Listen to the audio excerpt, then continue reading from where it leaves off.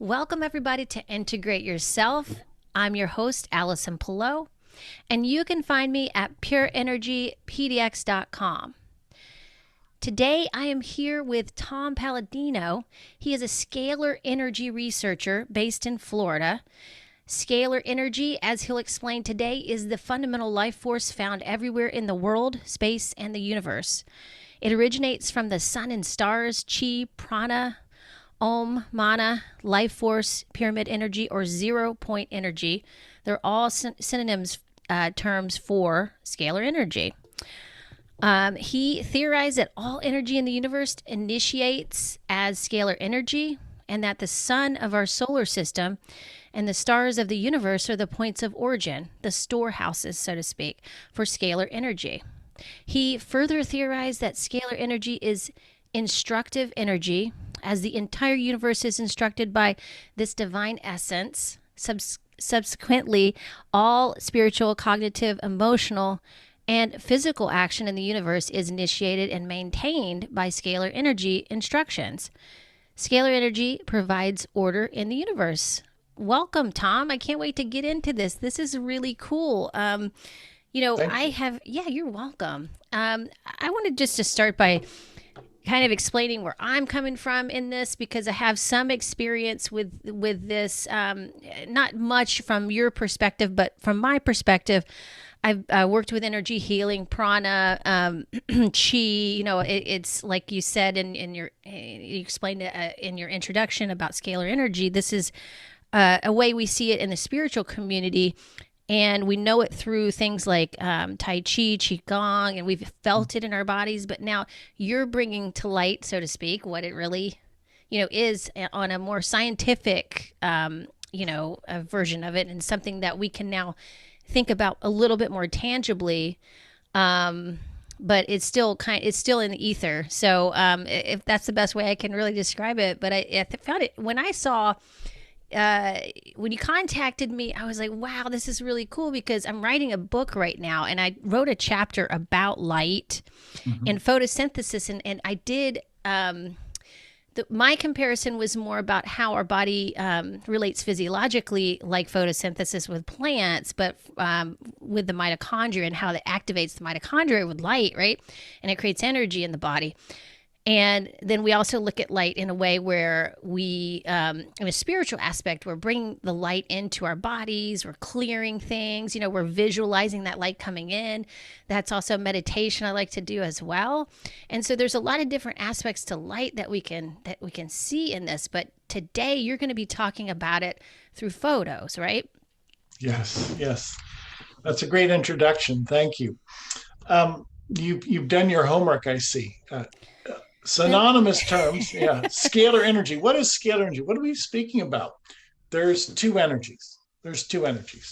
Electromagnetic energy, that is accepted. Any textbook definition is electricity and magnetism are energy. That's right. But there's another energy, scalar energy. And synonymous terms for scalar energy would be chi, prana, 0-point energy, ether energy. Some people call it pyramid energy or Tesla energy. So there's two energies. It's that simple. And sadly, academia today has missed the mark. They don't pay attention that there's another energy. It's been defined, it's called a longitudinal wave, but it's been discounted by academia. That will change, hopefully, in the near future. So I work with scalar energy, or a longitudinal wave. What is that? Well, in composition, it's a double helix. And it originates from the sun and the stars. So it is a different energy spectrum. So it observes different laws, properties as compared to that of electricity. So I am a scalar energy researcher. I've developed scalar energy instruments that control scalar energy. So my instruments are not electromagnetic. The fact that I can control scalar energy, I can control and find my way in another dimension. I no longer work in the electromagnetic dimension. I work in a different dimension. Now, some people call that a star hole or wormhole or a stargate, call it what you will. I work in a different dimension. And it's fascinating what this other dimension has to offer. And frankly, it's filled with promise. It's an unlimited potential when you're working in a scalar energy dimension. And we'll get into that. Wow, I love that. I love that because we hear that term a lot, especially these days, unlimited potential, and I talk about it too. But I don't know that we understand it a whole bunch, you know. So this is really great to talk about today. How did you get into this, Tom? It was God's influence. God wanted me to take this career path. It's been a long path and it's well worth it, but it's a lot of work. I've been at it for 40, 45 years. So it's been much more than a hobby. It's been my career. It's been my avocation. I would say early in my life, I was inspired by a man by the name of Nikola Tesla, the great inventor. Tesla was, in my estimation, the first scientist to ever control scalar energy. He has scalar energy instruments. And I've said this time and time again, this is why the world does not understand Nikola Tesla, because the world does not understand scalar energy.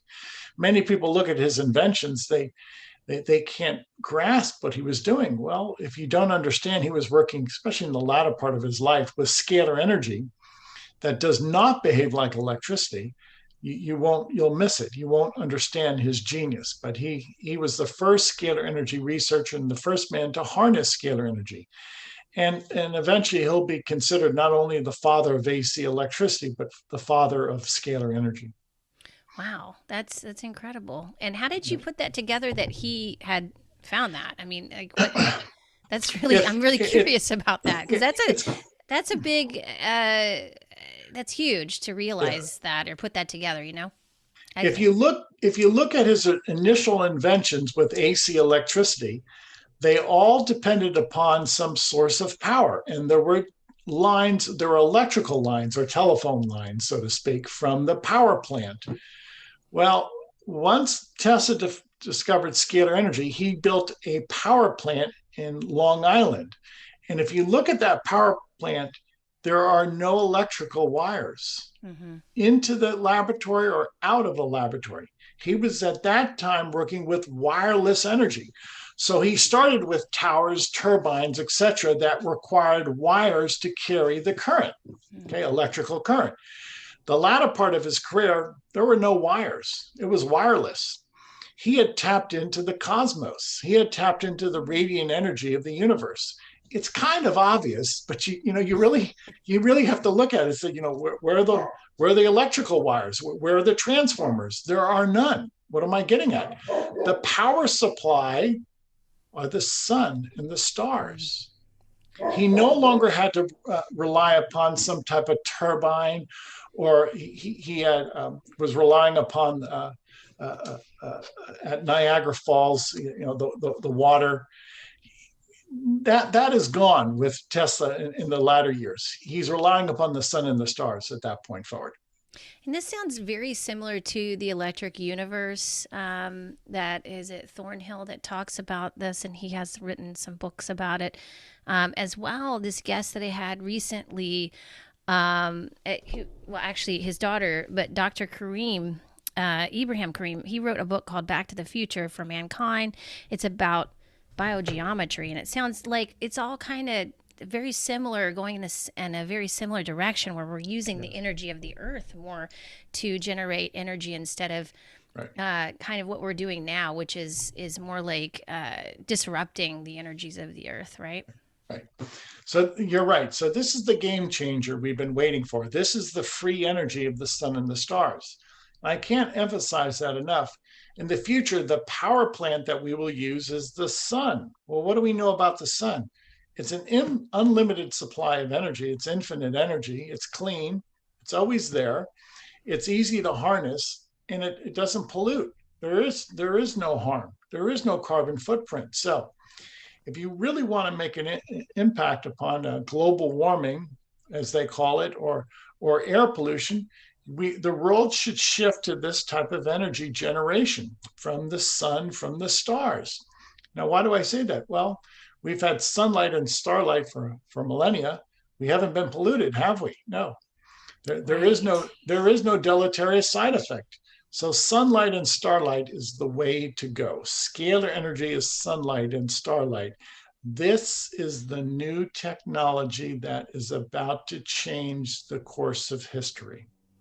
Wow, that's incredible. I like the idea of this. I would love to switch over to this. Of course, it would probably be more of a free energy, right? If we were to switch to something like this. Yes. Yeah. Yes. Yeah, that might be the problem, right? Yeah. Yeah. Well, just to segue quickly. Yeah, yeah. This is a threat. This type of technology is far advanced. It's quite superior to the military industrial complex. And without equivocation, I will say that this type of technology will make obsolete much of the technology today. Mm. So this scalar energy new paradigm that we see, it will be ushered in, and out will go the obsolete technologies. There will be many obsolete technologies, and that's just it's progress. That's what we have to really look forward to. That's really cool. I love this. So, Tom, my next question would be about you mentioned we touched upon it a little bit in the beginning while I was sharing my experience about photosynthesis, and you have mentioned that scalar energy is to human enhancement as photosynthesis is to plants. Can you elaborate, expand on that a little bit more? Sure. Because I'm really curious about that. Sure. How do plants grow? From sunlight, and to a minor extent from starlight. One of my predecessors, Galen Hieronymus, was able to grow plants in the dark with scalar energy instruments. Now, what does that mean? That means that he could funnel scalar energy into his basement, which was dark, and he was able to grow plants in the dark by way of scalar energy. So I believe that the real fundament behind photosynthesis is scalar energy. What do I mean by that? All energy in the universe initiates as scalar energy, and electromagnetic energy is a subset or derivative, if you will. So the primary energy, the primary mover in the universe is scalar energy. The secondary energy is electromagnetic energy. So the primary energy that creates and maintains plants is scalar energy, and the secondary energy is electromagnetic energy. So if you look at photosynthesis today, we ascribe its beauty, its harmony, and its mechanics exclusively to that of electromagnetic energy. That's impossible, Oh, wow. because the initial energy of the universe is scalar energy. So scalar energy has its part in the growth and maintenance of plants. The secondary cause, or I should say the derivative, is electromagnetic energy. So not to get too deep here, but the first energy of the universe is scalar. The secondary energy is electromagnetic energy. So we as human beings, plant life, animal life, we all rely upon the primary energy to maintain ourselves, scalar energy. The secondary energy, electromagnetic energy, we recognize, but we don't recognize the primary energy. And what it sounds like you're saying is just what we absorb from the sun and the stars, right? Like the energy we're getting from that. Yeah, and that's why it's important. We talk about vitamin D, we talk about getting outside, but there is a lot more to that. From what you're saying is that's everything, right? Yes, that's Yeah. correct. That's correct. So, well, let me put it in this fashion. There is only one fundamental energy, scalar energy. All energy initiates as scalar energy. So electricity and magnetism are a derivative of scalar energy, but they're not fundamental. So we have to have that. Yes. Yes. Yes. Well, how do you use that to treat people? Because you have this technique that you can explain to my audience and share by way of treating people with a photograph. And how does that work? Yeah. When I work with people, I work with them in the quantum realm by way of the photograph. People will email me a photograph. I actually take an emailed photograph and I place it inside the instrument. So the instrument, a scalar energy instrument, will look at the scalar energy force field on a photograph. So this is the new science of scalar energy. I never work with people or animals in person. I work with photographs because a photograph captures their energy. And with that, I can access their energy dimension through a photograph. Wow. That's the new science of scalar energy. Some people call that quantum entanglement. Some people call that a symbolic representation. Call it what you will. But a photograph of a person is their real time spiritual, mental, and physical constitution. In other words, my photograph right now reports in real time my spiritual state, my mental state, my physical state. And I access that through a photograph, not through a person.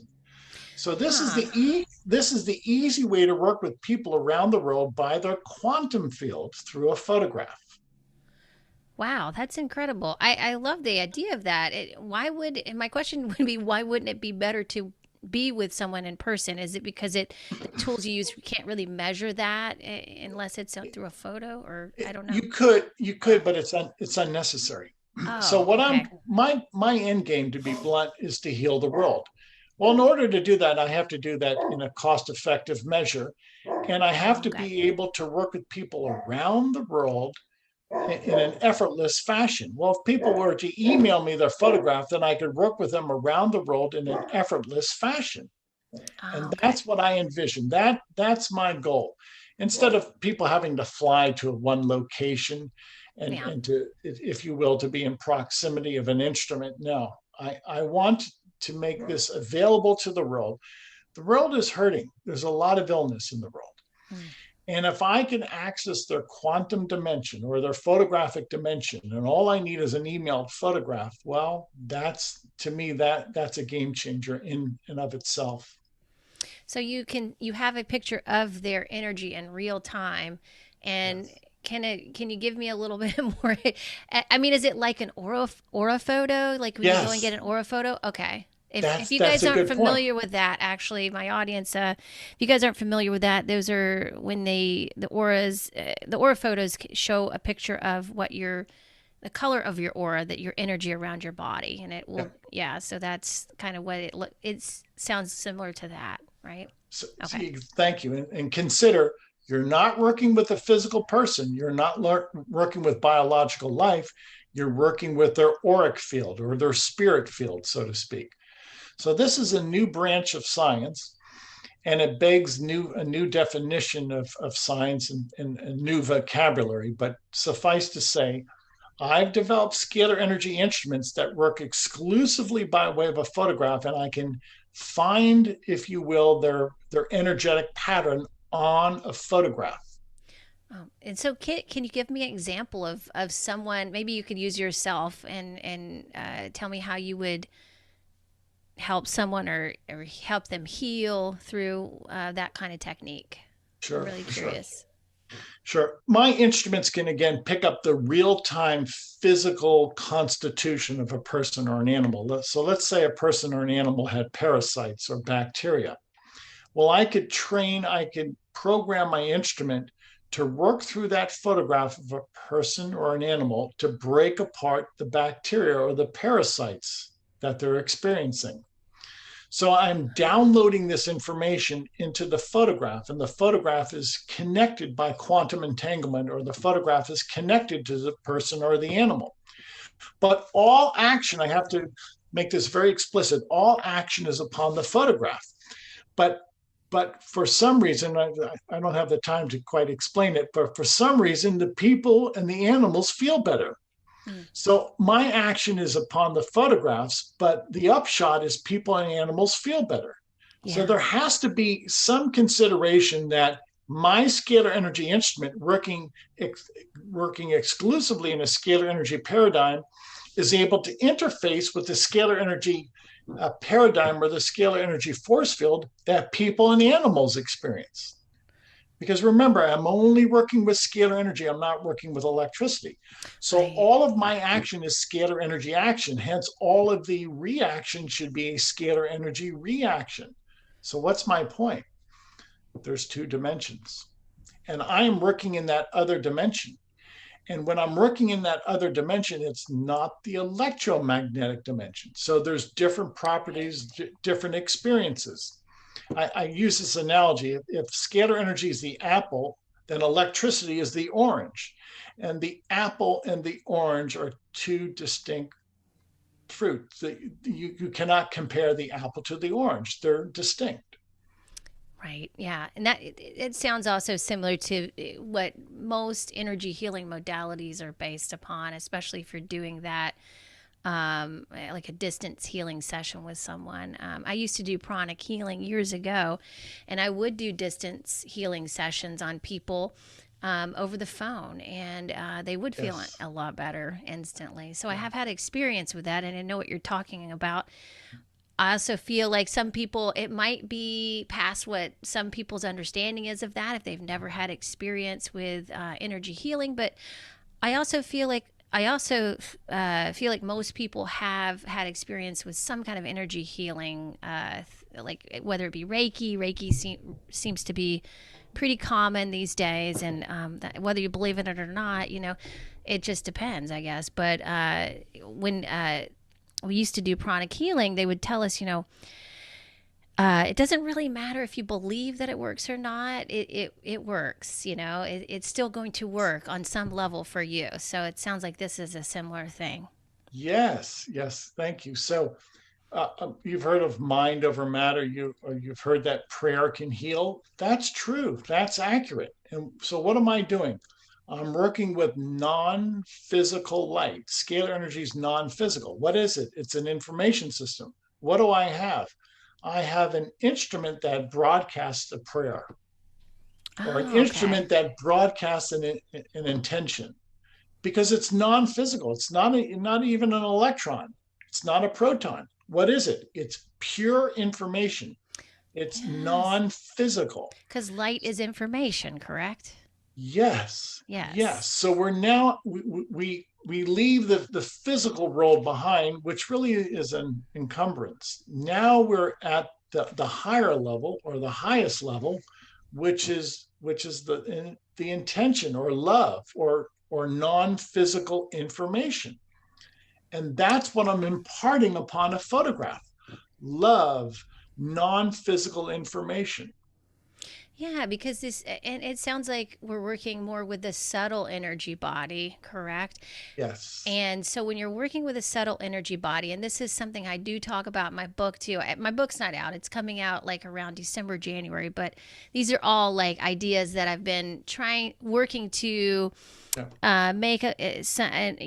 help people understand better about themselves, because we don't really get a lot of teachings about how the subtle energy body works. And as long as I've been in holistic health, this is something that's really fascinated me, because I've seen it work in myself and other people that I've helped on that level. So,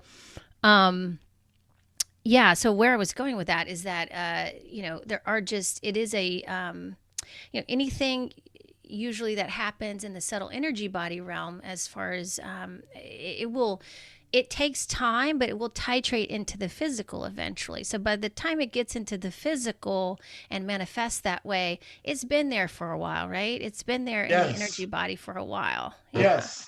I frequently call the physical body the caboose, because it's at the very end. Yes, And, yes. some people put it at the beginning. No, no, it's the caboose. It's the very end. So what is my point? To give you an analogy, I know a few architects, and I've seen their architectural plans. Before you build a house, you need information. You need architectural plans.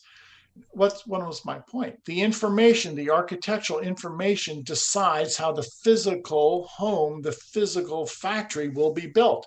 So everything starts with information, and then the end product is the physical building, not the other way around.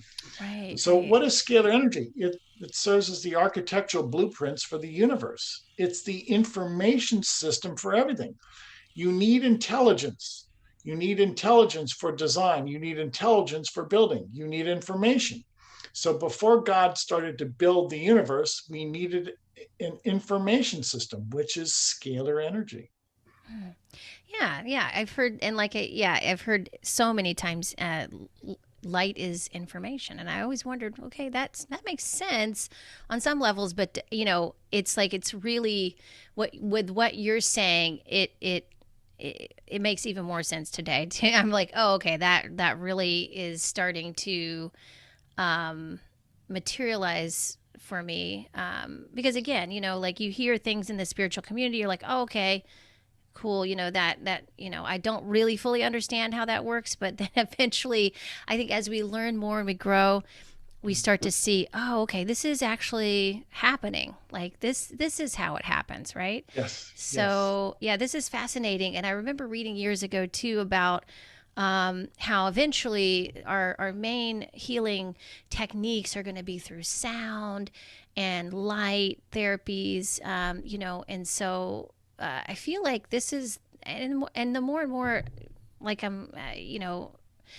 more that our medical community keeps going in a certain direction, I think that other people are like, hey, this isn't working for me. And they're starting to go in these other directions of using sound healing and light as well. So, very happy to see more of those kinds of tools coming out because I think this is the future of health. It is. To add to that, if you look at a scalar wave, it's been photographed in the past. Scalar energy is a double helix, and it is the exact ratio and proportion to that of human DNA. Mm, So wow. it is a scalar wave, a double helix that creates and maintains human DNA. So the information received from this divine energy, star energy, sun energy, creates and maintains our DNA. If you've ever asked yourself what gives DNA that double helix structure and what maintains DNA, what is it that maintains our genomic form? It's scalar energy.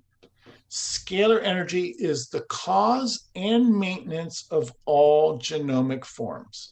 All DNA is created and maintained by scalar energy. So the life molecule is created by the life energy. And does scalar energy activate our mitochondria? Yes, it Okay. activates everything. Scalar energy assembles and maintains the universe.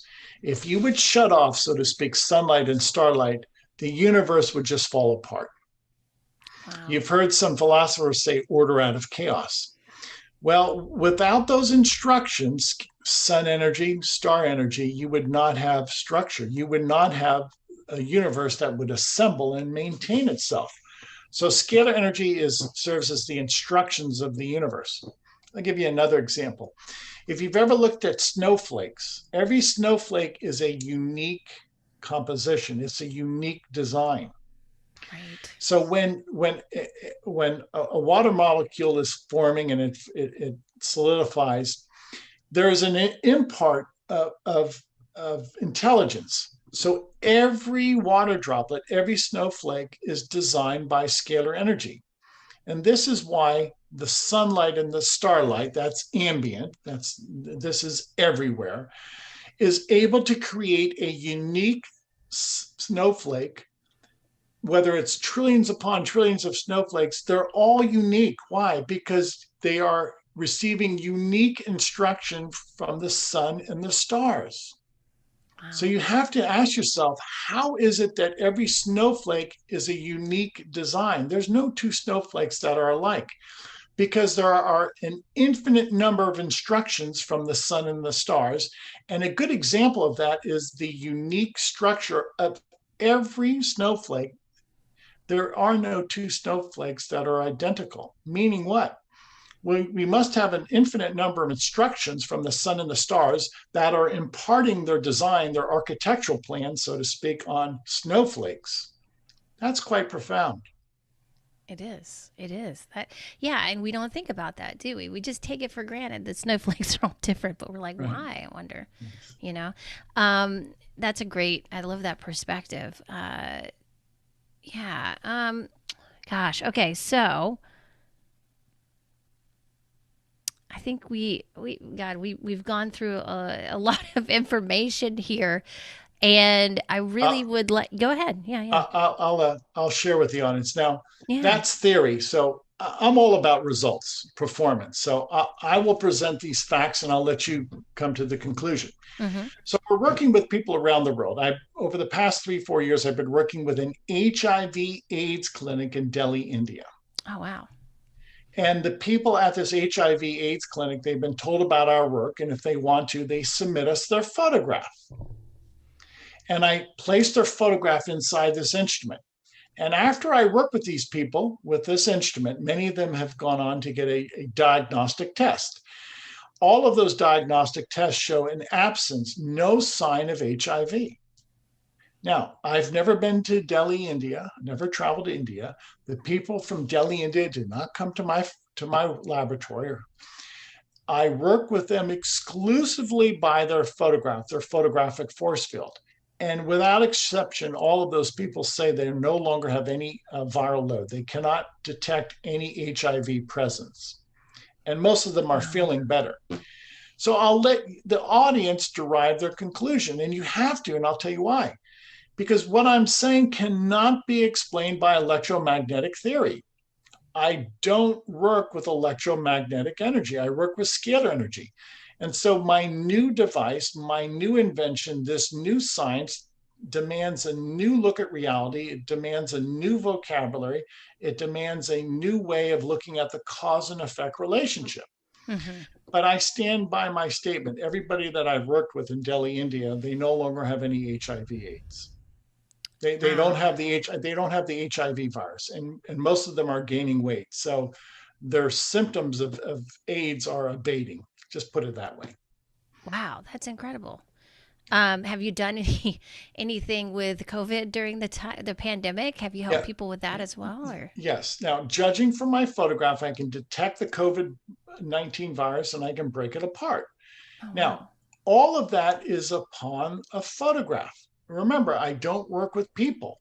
Mm-hmm. So from my vantage point as a scientist, I can say from my laboratory, working exclusively with scalar energy, I can break down the molecular bonds of COVID-19 detected upon a photograph.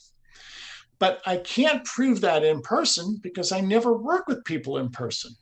And I cannot prove that in the electromagnetic spectrum because I never work in the electromagnetic spectrum. So from my vantage point, in my laboratory, I can detect and break down the COVID-19 virus, the molecular bonds detected upon a photograph, and I can do that exclusively with my scalar light instrument. Wow. So it's purely experiential, it sounds like. Yes. Yeah. Yes. Yeah. Correct. But I think that's very valuable. We don't place a lot of importance on experiential work and results, especially during this time. It's been squashed a lot, and so when it comes to health, because health has become a political issue. Right.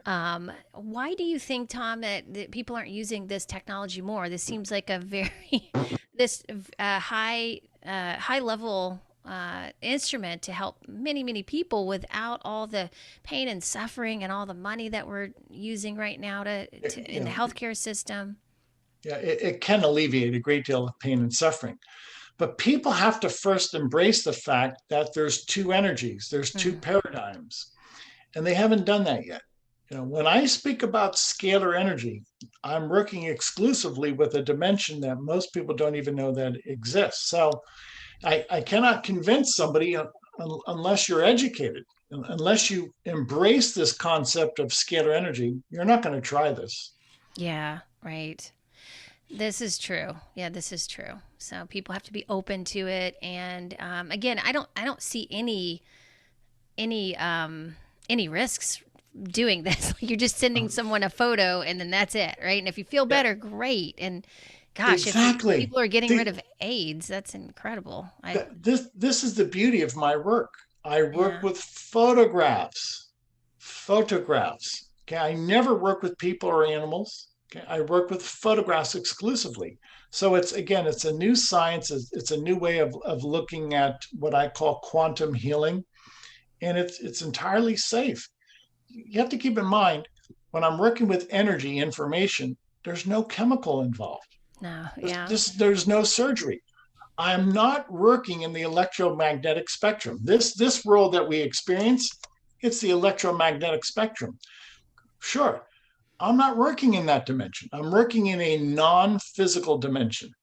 And you said scalar energy or electromagnetic energy is the Derivative. derivative of scalar Yes. energy. So it's Yes. it's not, yeah. So really Uh, the root of it is that, yeah, is the yes. scalar. Yeah. I'll explain it. If you Okay. can think of this topologically, if you look at a double helix, it's two intertwined, twisting a waveform. And if you can imagine that one helix separates and becomes electricity, the other separates and becomes magnetism. And that is the derivative of scalar energy. So scalar energy is a double helix. It's compacted. It's if you will, a phi spiral. It's spiraling, and Mm-hmm. then when that spiral separates, one becomes electricity, the other becomes magnetism, It and creates they form. yes, and that moves in a perpendicular fashion along an axis, which is really the sense of entropy and disorganization. Anyway, we're going from the perfect spiral to the disorganization of electromagnetic energy. Gotcha. And frankly, both are bidirectional. You can take scalar and convert it into electromagnetic energy, and you can take electromagnetic energy and convert it back into scalar. So we see this process throughout our universe, and most people, including scientists, miss it. They miss that scalar energy is the initial energy found in the core of a star. Yeah. If Yeah. you look, if you look inside every star, there's 100% scalar energy. And once scalar energy leaves that star, then it starts to break down into electromagnetic energy. And frankly, this is why the sun and the stars never burn out. They never experience entropy. Okay, there's always some type of light, some type of heat from the sun and the stars. Why? It's scalar energy. It's a scalar energy celestial body. And scalar energy never experiences entropy or never dies out, so to speak. Wow. Wow. So who so Tesla talked to this Tesla did this research and he discovered this. Is there anybody else that you have seen who has talked about this? Because you're really one of the only people that I can think of that's talking about it in this way. I know the Electric Universe talks about the point that you made with the sun and the core being that energy source, that scalar energy. And but I've not heard it really from anybody else. There's probably five scientists that I've studied: Tesla, Hieronymus, Moray, a man by the name of Grebennikov, and Antoine Priory. Say five scalar energy scientists. Now, and I don't say this with any glee, that's about it. Hmm. Because those men developed and perfected scalar energy instruments. It was not a theory, it was not a hobby for them. They were able to perfect instruments and then observe the energy by way of instrumentation. So I use this analogy frequently. The best way to play golf is to go out and play golf and to learn how to play golf. You have to experience it. You cannot learn to play golf from a book. Right. Now, and I'm not saying this, to be in any way to be a smart aleck, but the way you understand and you learn scalar energy is through a scalar energy instrument. Tesla, Hieronymus, Moray, Priory, and another man, Grebennikov. Those are the men that I have studied. One more, Kozyrev. Those are the men that I've studied that had scalar energy instruments. So they are the only ones who can say by way of experience how scalar energy behaves because they Right. observed it. Okay, it's not theory. In practice, they observed it. They have that bird's eye view, so to speak. Now, it's a limited field. And again, I'm not saying this with any sense of satisfaction. I wish there were a number of scalar energy researchers out there. There are not. There should be.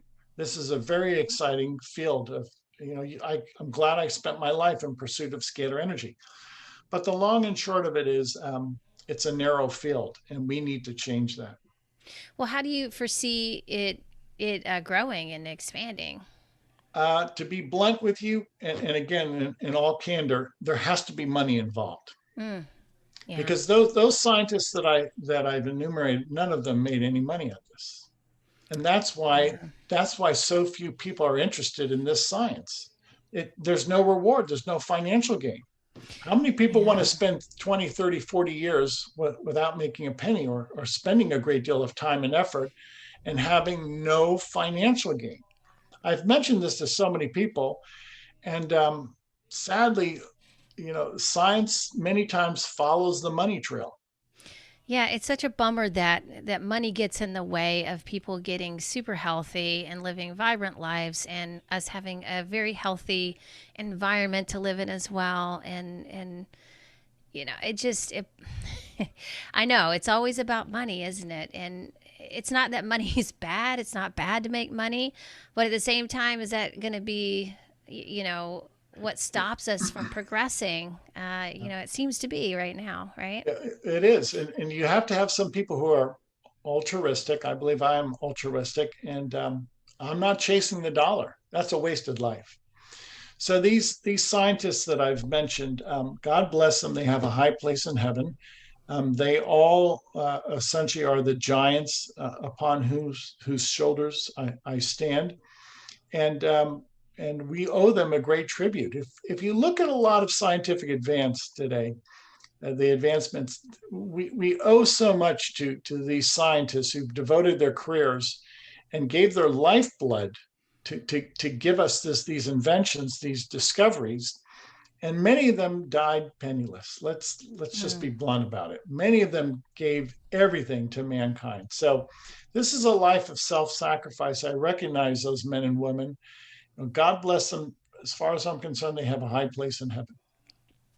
Well, and it doesn't have to be that way. We could easily embrace a technology like this, and people could all be everybody could win from that, Right. But unfortunately, that's not what people, I guess, are used to, or this is not the people that are in power right now and in charge of these things. This is not what they are wanting, and so We're going it's to up to change it. each. Yeah, We're I going to hope so. change it. I mean, I had so much faith in holistic health until the pandemic.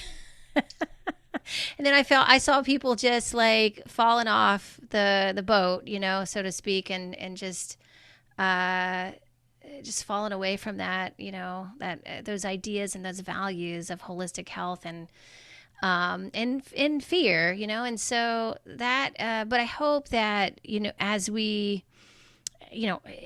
see this has been very much we've had a spotlight put on the health industry, the healthcare industry, and just seeing how just unbelievably flawed it is in some ways, and hopefully that can turn Yeah. people in a different direction, because we just don't need to be suffering that much to get healthy.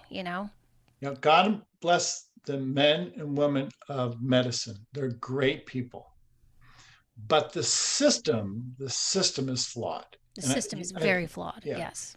we realize that. And going through this pandemic, we see the failure of the system.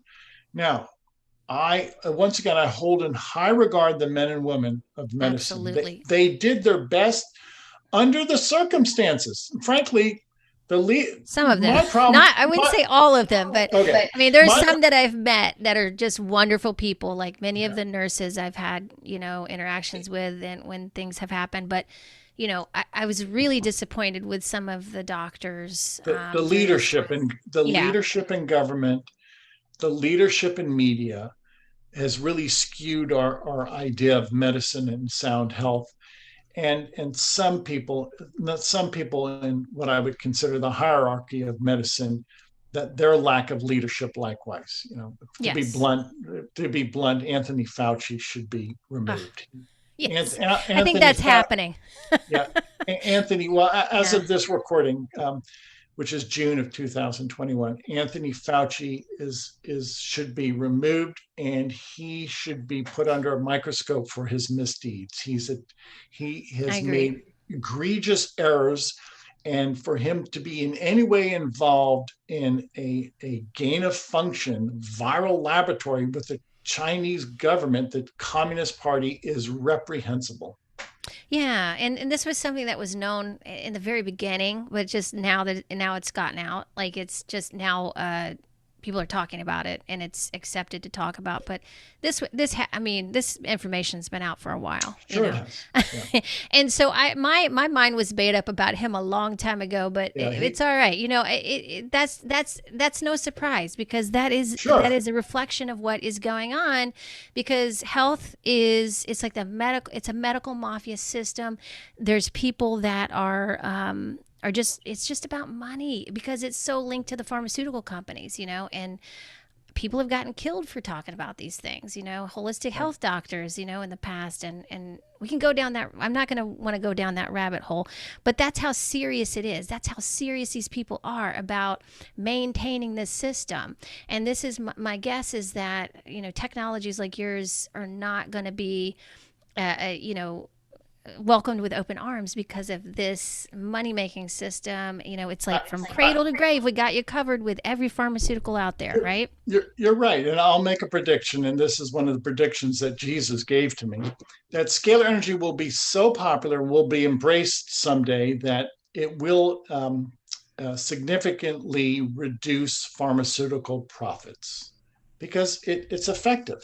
Yeah. And the world will eventually embrace this, and you'll see a change in the medical landscape. How's that? That would be fantastic. Yeah. That would be fantastic if that would happen. I would love to see that happen. I mean, when my, you know, I remember when my dad passed away, I cleaned out his medicine cabinet and he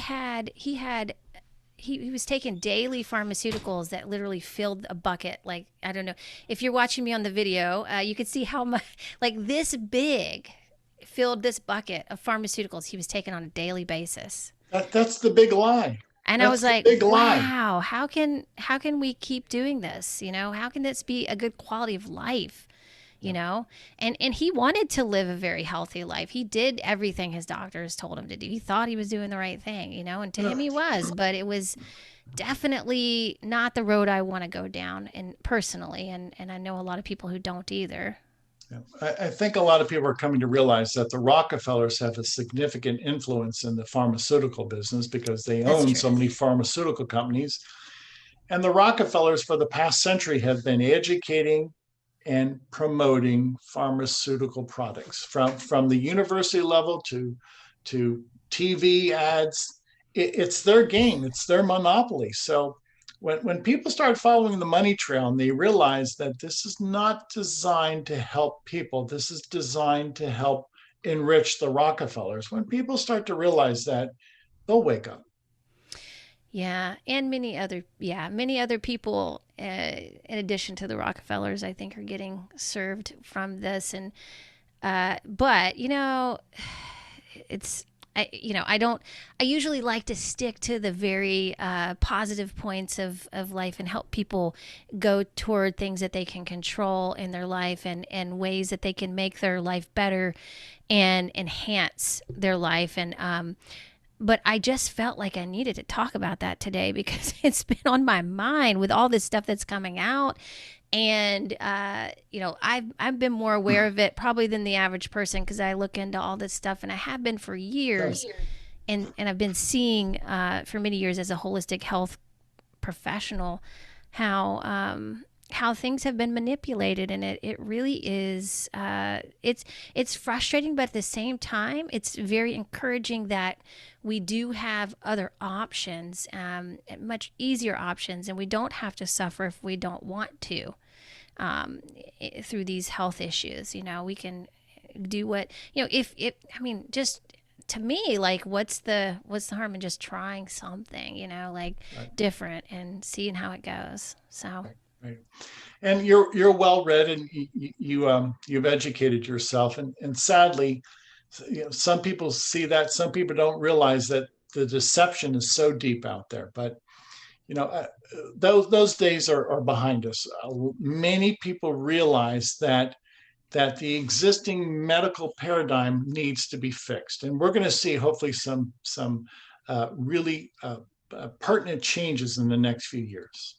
That sounds great. I would love to see that happen. Yeah. So, well, thank you, Tom. This has been really wonderful to talk to you, and thanks for witnessing my rant today, Yeah. and sharing all of your wisdom about scalar light. This is really, really cool stuff. I can't wait to learn more about it and experience it myself with you. If you would please share with my listeners how they can find you, what you're offering, and that kind of thing. Sure. My website is scalarlight.com. Visit the website. Anybody in the world can upload their photograph. Remember, you email us your photograph and we work with you by way of your photograph. And for 15 days, we'll balance your chakras, we'll disassemble pathogens, and we'll assemble nutrients. And we do all of that through your photograph. So scalarlight.com. Help yourself, tell your friends about it. Again, I want to heal the world. I'm going to do that someday with your help by way of your photograph. Thank you, Tom. Appreciate it. Thank you. All right. Thank you, Tom. That was